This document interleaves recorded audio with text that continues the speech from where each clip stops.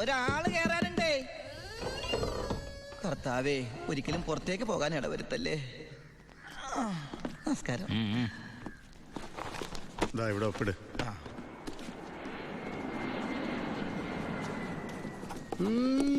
ഇതാരുടെ ഒപ്പാടാ?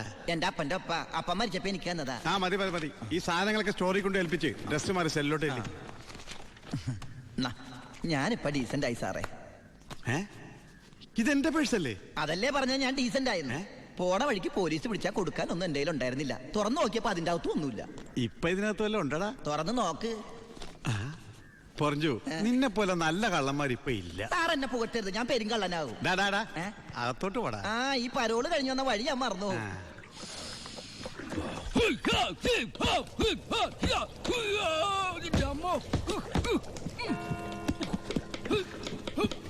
ചപ്പാത്തി സ്പെഷ്യലിസ്റ്റ് എത്തിയല്ലോ. ഞാനില്ലാഞ്ഞിട്ട് ബുദ്ധിമുട്ടൊന്നും ഉണ്ടായില്ലല്ലോ. എന്തായി? നീ പറഞ്ഞ പോലെ കച്ചി വന്ന് കാശുമായിട്ട് ഞാൻ ഡ്യൂട്ടി പെയ്ഡ് ഷോപ്പിൽ പോയി സാധനങ്ങളെല്ലാം വാങ്ങി വീട്ടിലെത്തിച്ചിട്ടുണ്ട്. ആർക്കും സംശയം തോന്നിയില്ല? സംശയം? ഞാൻ ദുബായിക്കാരായി വിലസില്ലേ? എന്റെ ഹെയർ സ്റ്റൈൽ എന്നെ മാറ്റിക്കളഞ്ഞില്ലേ? ഫേസ് ഇത് തന്നെയല്ലേ, പിന്നെന്താ കാര്യം? എത്ര നല്ല ആൾക്കാരാടാ നിന്റെ വീട്ടുകാരി. നീ എങ്ങനെ കുടുംബത്തിൽ പിറന്നടാ? ഇവിടെ നീ പരമശിവം, അവിടെ ഉണ്ണി ദാമോദർ. നീ പെരുങ്കള്ളനാ.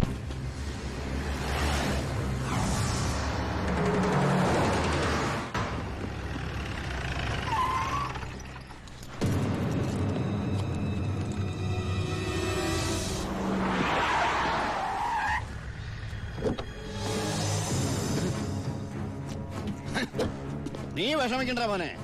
വിഷമദ്യം കഴിച്ച് 3-4 തട്ടിപ്പോയത് കൊണ്ടാണല്ലോ നിനക്കിപ്പോ എന്റെ അകത്ത് കിടക്കേണ്ടി വന്നേ. അല്ലെങ്കിൽ നിന്റെ അപ്പൻ നിന്നെ പുല്ല് പോലെ പുറത്തിറക്കി കൊണ്ടുവന്നേനെ. നിനക്കിവിടെ യാതൊരു ബുദ്ധിമുട്ടും ഉണ്ടാകില്ല. അതിനുള്ള ഏർപ്പാടൊക്കെ ഞാൻ ചെയ്തിട്ടുണ്ട്.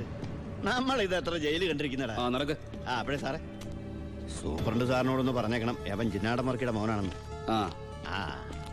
ആടാ മോനെ, കുറച്ച് ദിവസം കഴിയുമ്പോ നിന്നെ ഞാൻ ഹോസ്പിറ്റലിലോട്ട് മാറ്റിച്ചോളാം.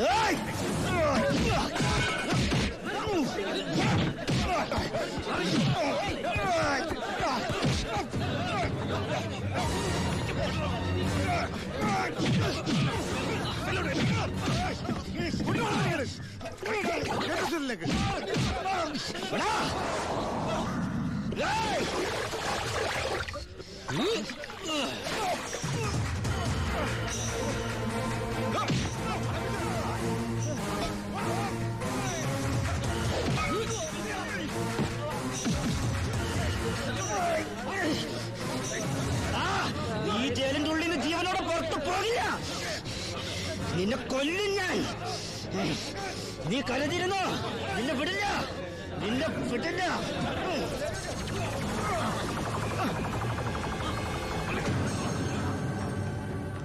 Paramasivam, sorry sir.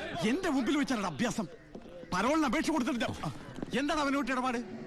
All Kerala criminals അസോസിയേഷനിൽ അവനും മെമ്പർ അല്ലേ സാറേ? ഇടപാട് കാണാതിരിക്കൂ. മേത്തൊക്കെ സാമ്പാർ പോയി. ചോറും കൂടി വിളമ്പട്ടെ സാറേ? 2 പപ്പടം കൂടി തടാ, പൊടിച്ചു കളഞ്ഞാൻ. ആരാ ചോറ് വെച്ചത്? പപ്പടം ഇല്ലെന്ന് അറിയില്ലേ? മതിയെങ്കിൽ മാറ്. അവൻ എന്തിനാടാ നിന്നെ ചവിട്ടിയത്? അവനെന്നെ ചവിട്ടാൻ തോന്നിണ്ടാവും. അപ്പൊ അവൻ എന്നെ ചവിട്ടാൻ തോന്നിയില്ലല്ലോ. അതിന് നീയല്ലല്ലോ അവന്റെ ഏട്ടനെ കൊന്നത്. നീ ഒരാളെ കൊന്നു എനിക്ക് വിശ്വസിക്കാനാവുന്നില്ല. കേട്ടുമടുത്തിട്ടുള്ള സാധാരണ പ്രശ്നം തന്നെ എന്റേതും. പക്ഷേ ഒരു നോർമൽ ആൾക്കുണ്ടാകാവുന്ന ഏറ്റവും വലിയ പ്രശ്നം സാമ്പത്തിക ബാധ്യത. കടം കൊണ്ട് നിൽക്കക്കള്ളിയില്ലാതെ ആത്മഹത്യയുടെ വക്കത്തെത്തി എന്റെ കുടുംബത്തെ എങ്ങനെയെങ്കിലും രക്ഷിക്കണമെന്ന ഉദ്ദേശത്തോടെ ഞാൻ നാടുവിടാൻ തീരുമാനിച്ചു. ഒരു രാത്രി എങ്ങോട്ട് പോണെന്നറിയാതെ നാഷണൽ ഹൈവേയിൽ ഞാൻ അങ്ങനെ നിന്നു. ഈ സമയം ദൂരെ നിന്ന് ദേവദൂതനെ പോലെ ഒരു ടാങ്കർ ലോറി വരുന്നത് ഞാൻ കണ്ടു. ദൈവം തോന്നിപ്പിച്ചാണോന്നറിയില്ല, ആ ഡ്രൈവർ വണ്ടി നിർത്തി. ഞാനും കൂടി പോന്നോട്ടെ? എങ്ങോട്ട്? അങ്ങനെ ഇന്ന സ്ഥലമൊന്നുമില്ല, എവിടം വരെ പോണു അവിടം വരെ. ആ കേറിക്കോ. ഓ അവിടെ കേറ്. സോറി.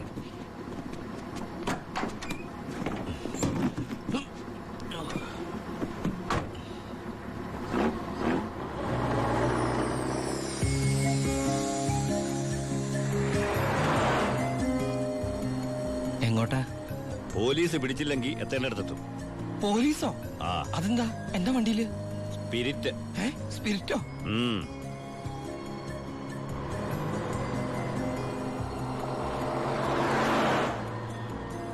ഇതൊക്കെ ഒറ്റയ്ക്ക് ഉണ്ടാവാൻ പേടിയില്ലേ? ഒറ്റയ്ക്ക് കൊണ്ടുപോകുന്ന അതിന്റെ സുഖം. പോലീസ് പിടിച്ചാൽ എന്നെ മാത്രം നോക്കിയാൽ മതിയല്ലോ. അപ്പൊ ഈ പോണ വഴിക്ക് പോലീസ് പിടിച്ച എന്റെ കാര്യവും? അത് പോലീസുകാർ നോക്കിക്കോട്ടെ. നിന്നെ പിടിച്ച എനിക്കെന്താ?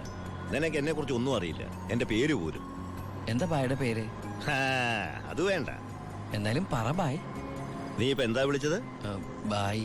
ഭായ്. അത് തന്നെ വിളിച്ചാ മതി.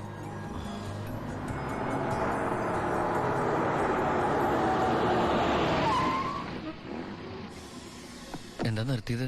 എന്നെ ഇറക്കി വിടാനാണോ? ഏയ് ദാ, പുണ്യാളന് നേർച്ചയിട്ട പാതി അങ്ങേര് നോക്കിക്കോളൂ. പോവോ?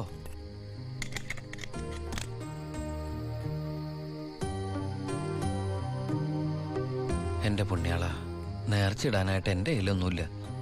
എന്നെ മുഴുവനായിട്ട് കാത്തോളണേ.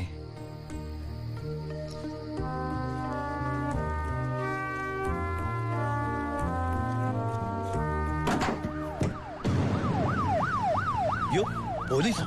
അയ്യോ,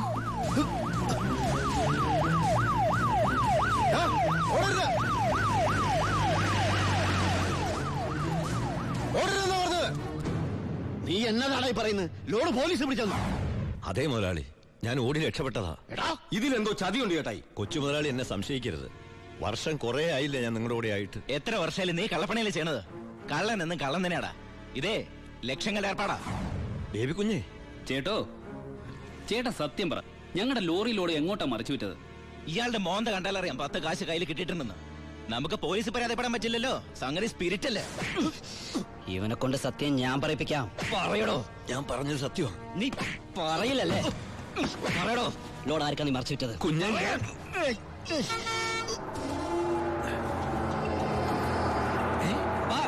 അപ്പൊ ലോറി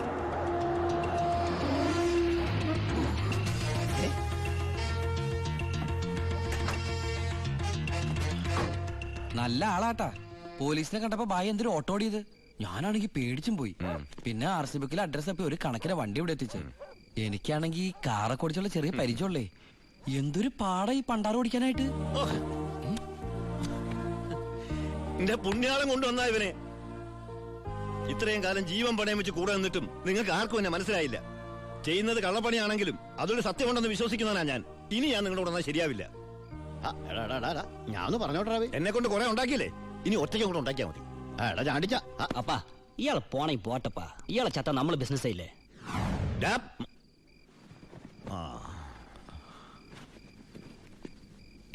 അയ്യോ,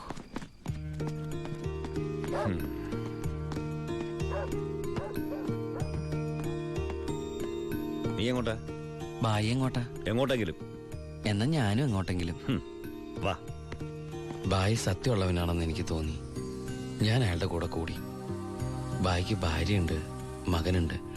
മകനെന്ന് പറഞ്ഞ ബായ്ക്ക് ജീവനാ.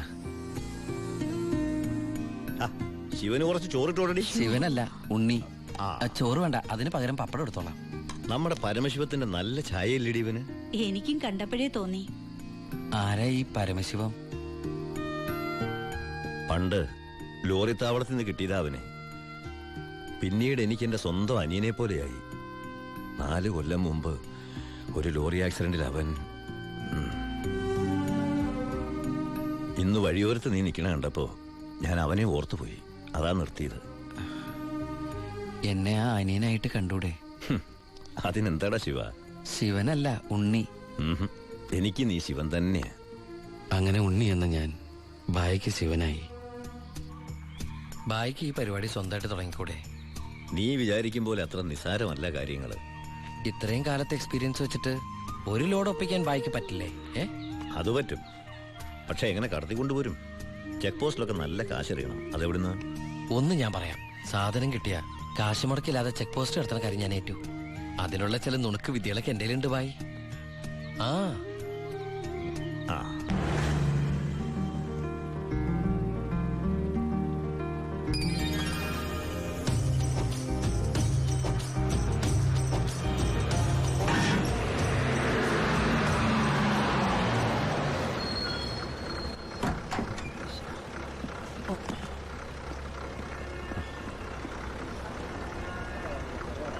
സാറേ, വണ്ടി എന്താണ് വണ്ടിയില്?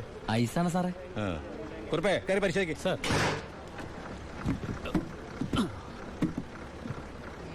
നന്നായി പരിശോധിക്കണോ സാർ? സാറേ പെട്ടെന്നായിക്കോട്ടെ, അല്ലെങ്കിൽ ഐസ് ഇപ്പൊ ഐസ് വാട്ടർ ആവും. സാറേ ഇത് ഫുൾ ഐസാ. ആ അടച്ചേക്ക്. ഓ ചാടിക്കോ ചാടിക്കോ, അല്ലെങ്കിൽ ഐസാവും.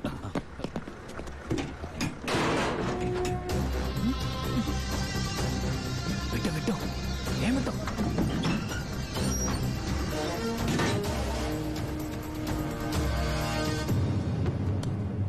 പെട്ടെന്നാവട്ടെ. ശിവ, ആ ഓ എന്റെ പുണ്യാളച്ചോ, നീ ഇങ് എത്തുന്നത് വരെ ഞാൻ മുള്ളേ നിൽക്കായിരുന്നു. സ്പിരിറ്റ് എന്തിടാ? ദാ ഇതൊക്കെയാ. ഈ ഐസ് കിട്ടേ? ഞാൻ കാണിച്ചുതരാം.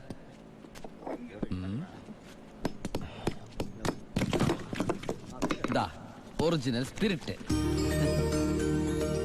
ആ ഓ എന്റെ അമ്മച്ചി, ഒടുക്കത്തെ ബുദ്ധി തന്നെ.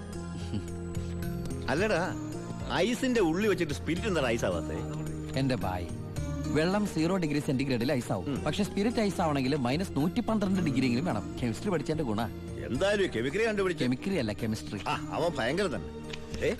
ഇത് എത്ര രൂപയുടെ മുതലാന്നറിയാമോ നിനക്ക്? നിനക്ക് ഞാൻ എന്താടാ തരേണ്ടത്? ഈ ലാഭത്തിന്റെ പകുതി നീ എടുത്തു അല്ലേ? വേണ്ട, ഇത് മുഴുവൻ നീ എടുത്തു. വേണ്ട ബായ്.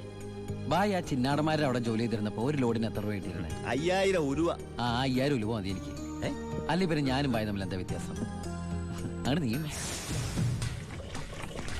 പല അടവുകൾ ഉപയോഗിച്ച് വാളയാർ ചെക്ക് പോസ്റ്റ് വഴി പലതവണ ഞാൻ സ്പിരിറ്റ് കടത്തി ഒരു നാൾ പിടിക്കപ്പെട്ടു. ചെക്ക് പോസ്റ്റുകളിൽ ഞാൻ പണം വാരിയെറിഞ്ഞു. ഉദ്യോഗസ്ഥന്മാരിൽ ഭൂരിഭാഗവും എന്റെ സ്വാധീന വലയത്തിലായി. പിന്നെല്ലാം അവരുടെ അനുവാദത്തോടെയായി. ബായിക്ക് വീടായി, കാറായി, ലോറികളായി.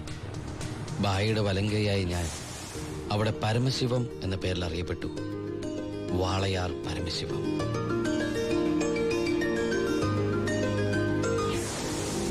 എനിക്കും സഹായികളുണ്ടായി, അച്ചായനും അച്ചുവേട്ടൻ.